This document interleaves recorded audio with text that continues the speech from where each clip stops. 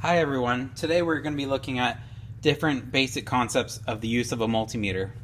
In front of you, you have a Tech Power DT9923B digital multimeter. We're going to be looking at voltage, resistance, and amperage. So for the first part, let's just measure voltage. We have multiple ranges of voltage. So we want voltage in the DC voltage, not AC. We have 1,000, 200, 20, 2, and 200 millivolts.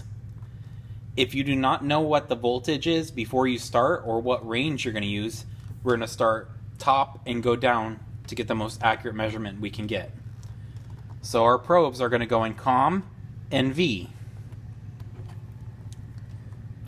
We'll start at the highest, 1,000,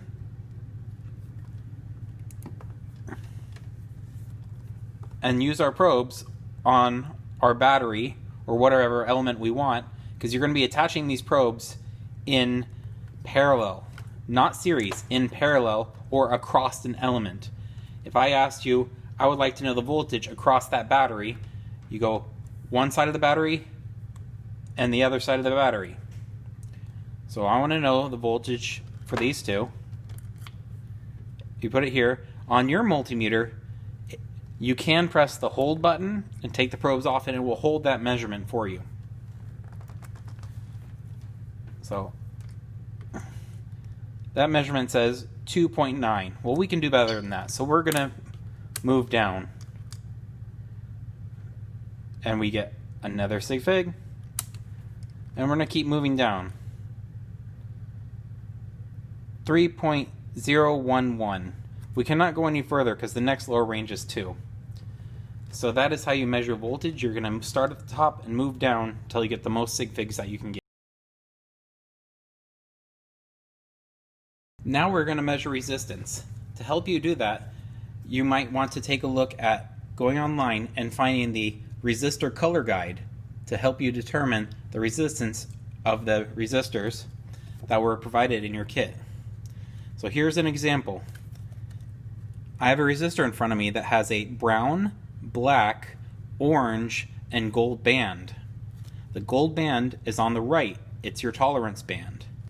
So we have brown, 1, black, 0, and the multiplier, which is orange, 1K. So we have 1, 0, or 10 times the multiplier of 1K. So this is a 10 kilo ohm resistor with a tolerance of plus or minus 5%. We'll use that information to determine which range to start out with when measuring resistance. We're going to measure resistance now. So COM and the port here for resistance. And right now I have it set to 2K. I'm on my non-conductive surface and I'm touching the edge and I'm getting no reading. Well, we cannot use the 2K because we saw this resistor earlier was a 10K resistor. So we're going to start at 20K and take our measurement. So this is at 10.025 kilo ohms. If you have a resistance and you don't know what it is, to know where to start, you start at the highest and you take your measurement.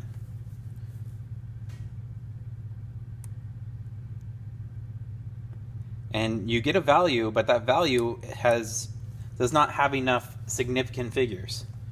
So then we go down a range and measure again, and we keep going down ranges until we get the most significant figures we can.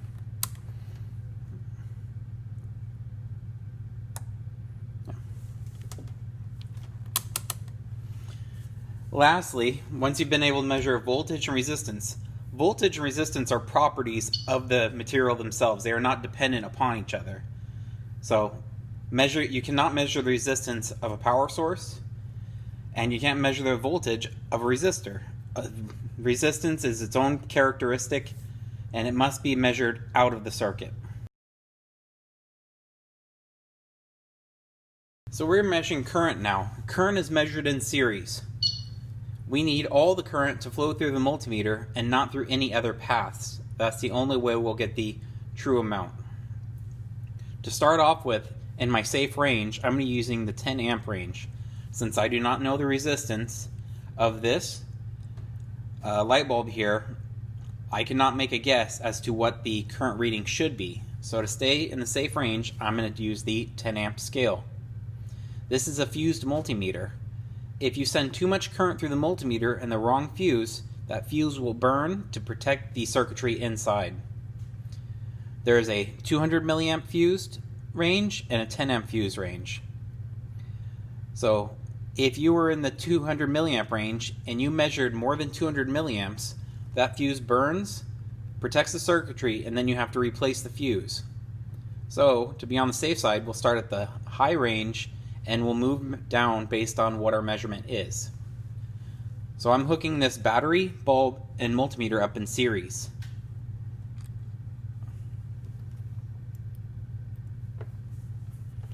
And I'm in the 10 amp scale.